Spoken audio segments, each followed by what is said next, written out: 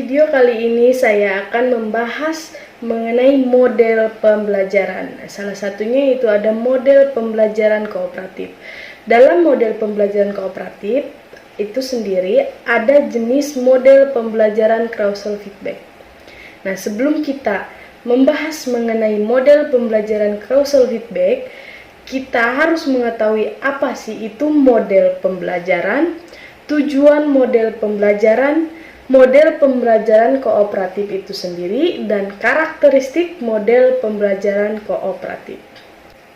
Nah, jadi yang harus kita ketahui pertama yaitu model pembelajaran.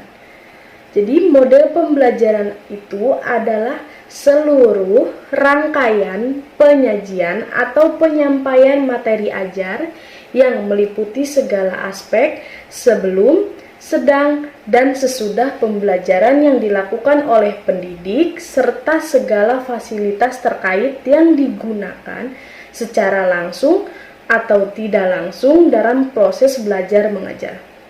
Jadi, model pembelajaran itu sendiri adalah perencanaan atau pola yang digunakan sebagai pedoman dalam merencanakan pembelajaran di dalam kelas. Hal kedua yang harus kita ketahui yaitu tujuan dari model pembelajaran. Model pembelajaran mempunyai tujuan yang jelas tentang apa yang akan dicapai, termasuk di dalamnya apa dan bagaimana siswa belajar dengan baik, serta cara untuk memecahkan suatu masalah pembelajaran. Serta tujuan model pembelajaran itu sebagai strategi bagaimana pembelajaran yang dilaksanakan agar dapat membantu peserta didik mengembangkan dirinya, baik berupa sebuah informasi, gagasan, keterampilan nilai, dan cara-cara berpikir dalam meningkatkan kapasitas berpikir secara jernih, bijaksana, dan membangun keterampilan sosial peserta didiknya tersebut. Nah, hal yang ketiga yang harus kita ketahui yaitu mengenai model pembelajaran kooperatif.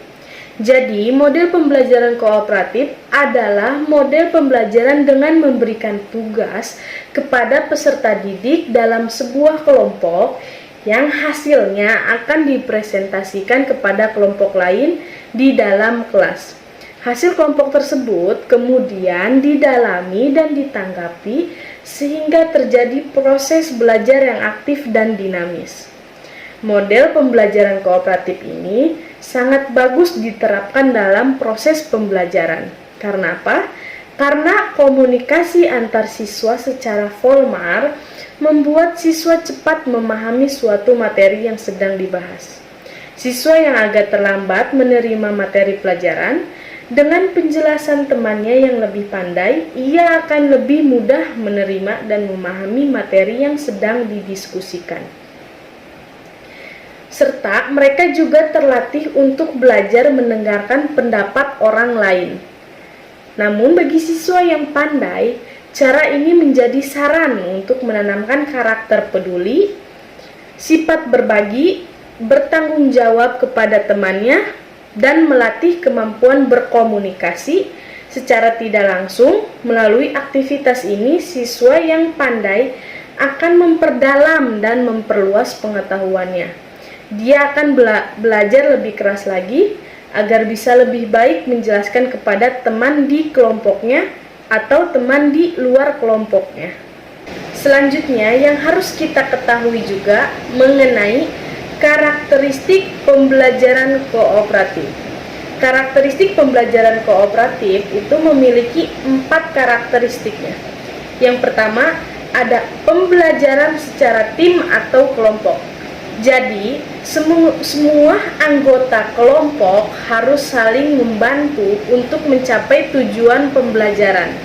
Dan yang kedua, ada didasarkan pada manajemen kooperatif.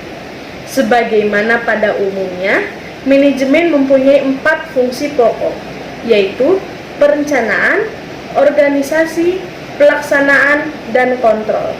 Demikian juga dalam pembelajaran kooperatif. Perencanaan menunjukkan bahwa pembelajaran memerlukan perencanaan yang matang agar proses pembelajaran berjalan secara efektif. Dan yang ketiga, ada karakteristik kemauan untuk bekerja sama. Keberhasilan pembelajaran kooperatif ditentukan oleh keberhasilan secara kelompok. Maka, setiap anggota kelompok bukan saja harus diatur tugas dan tanggung jawabnya, akan tetapi perlu ditanamkan rasa saling membantu satu sama lain. Dan yang keempat, karakteristik mengenai keterampilan bekerja sama. Kemampuan bekerja sama itu kemudian dipraktikkan melalui aktivitas dan kegiatan yang tergambar dalam keterampilan bekerja sama. Misalnya, mampu berinteraksi dan berkomunikasi dengan anggota lain atau bahkan dengan kelompok lain. Nah, kawan-kawan, sekarang kita ingin membahas mengenai materi intinya, yaitu materi intinya itu mengenai model pembelajaran causal feedback. Model pembelajaran causal feedback itu merupakan suatu model pembelajaran di mana siswa bekerja sama dalam kelompok dan secara bergiliran berpindah atau berotasi ke kelompok lain untuk mencermati, mengkritis, dan mendiskusikan, lalu meninggalkan umpan balik terhadap hasil kerja kelompok tersebut. Model pembelajaran causal feedback ini sangat efektif digunakan untuk mendatangkan energi berdiskusi dan memungkinkan suatu kelompok untuk membahas beberapa topik dalam waktu yang singkat. Nah, kawan-kawan, setelah kita mengetahui apa itu model pembelajaran causal feedback, mari kita mengetahui tentang langkah-langkah atau sintak model pembelajaran causal feedback. Sintak model pembelajaran causal feedback ada 5 sintaknya. Yang pertama, bagi anggota kelompok ke dalam jumlah topik yang akan dibahas. Maksimal 15 orang per kelompok.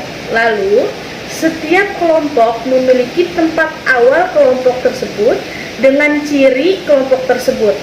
Misalnya, kelompok A memiliki ciri warna merah dan kelompok B memiliki ciri warna kuning dan sampai seterusnya. Langkah yang kedua atau sintak yang kedua dalam model pembelajaran causal feedback yaitu kelompok tersebut mendiskusikan tugas yang diperolehnya dan menuliskan jawaban ke dalam catatan yang telah disediakan dengan waktu yang telah ditentukan pula. Sintak yang ketiga yaitu fasilitator atau salah satu dalam kelompok tersebut yang ditinggalkan menerangkan kepada pendatang atau kelompok lain apa yang telah dilakukan kelompok sebelumnya, dan pendatang menambahkan dan mengomentari hasil kerja kelompok sebelumnya. Sintak yang keempat selanjutnya, kelompok berputar atau berpindah ke tempat kelompok lainnya. Demikian seterusnya hingga masing-masing kelompok kembali ke kelompoknya masing-masing. Sintak yang kelima atau yang terakhir, fasilitator kemudian menjelaskan apa yang telah dilakukan kelompok pendatang dan sebaliknya. Lalu seluruh kelompok tersebut mengumpulkan hasil kelompoknya masing-masing. Lalu menarik kesimpulan. Dari kesimpulan tersebut, guru atau pendidik memberikan tambahan materi untuk menyimpulkan atau mempertegas materi yang telah dibahas kelompok masing-masing tersebut. Lalu ditarik kesimpulan mana saja materi yang menurut kelompoknya tersebut layak untuk dipertahankan. Nah, selanjutnya kita akan membahas dari manfaat model pembelajaran causal feedback itu sendiri. Manfaat model pembelajaran carousel feedback terdiri dari 5 manfaat. Yang pertama, seluruh siswa aktif dalam proses belajar mengajarnya. Yang kedua, seluruh siswa dibiasakan untuk berkomunikasi secara langsung dengan baik. Yang ketiga, siswa mampu bekerja sama dengan baik dengan teman-teman sekelasnya atau bahkan bisa teman-teman di luar kelasnya. Yang keempat, ada proses belajar mengajarnya lebih menyenangkan bagi siswa itu sendiri. Dan yang kelima, siswa mudah memahami materi pembelajarannya. Selanjutnya, tentu saja dalam model pembelajaran carousel feedback ada yang namanya kelebihan dan kekurangan. Kelebihan dari model pembelajaran carousel feedback yaitu merangsang siswa untuk melakukan kerjasama antara siswa dalam sebuah diskusi kelompok dan membuat siswa untuk aktif dalam kegiatan belajar mengajar atau yang sering kita dengar dengan KBM. Dalam kelebihan tersebut, tentu saja ada yang namanya kekurangan. Nah, kekurangan dalam model pembelajaran carousel feedback itu sendiri membutuhkan waktu pelaksanaan tindakan yang cukup lama. Nah, kawan-kawan, setelah kita mengetahui apa itu model pembelajaran dan lebih tepatnya apa itu model pembelajaran carousel feedback, di sini inti dari materinya itu jadi salah satu dari model pembelajaran kooperatif adalah carousel feedback. Model pembelajaran carousel feedback adalah strategi yang menyediakan kesempatan bagi siswa bekerja sama dalam kelompok untuk mendiskusikan dan memahami tentang isu-isu, kunci masalah, dan konsep dengan mengikat fakta, keyakinan, dan informasi. Siswa bekerja sama untuk menghasilkan tanggapan terhadap pertanyaan yang diajukan oleh guru dan memahami tanggapan yang dihasilkan oleh sesama siswa tersebut. Baik kawan-kawan, setelah saya menjelaskan materi mengenai model pembelajaran carousel feedback, coba kawan-kawan jawab pertanyaan berikut ini untuk mengetahui seberapa mana kawan-kawan sudah paham mengenai model pembelajaran carousel feedback ini. Soal tersebut terdiri dari 5 soal. Yang pertama, uraikanlah apa itu model pembelajaran carousel feedback menurut pemahamanmu. Yang kedua, apa pengaruh model pembelajaran carousel feedback terhadap minat belajar siswa?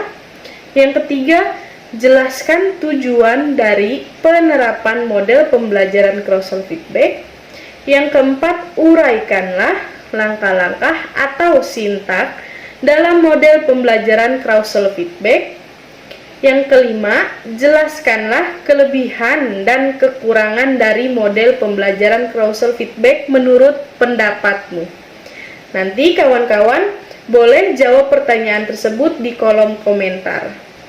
Nah, kawan-kawan, jadi cukup sampai di sini saja materi yang saya sampaikan mengenai model pembelajaran carousel feedback. Saya Ones Balkis, pamit undur diri dan terima kasih.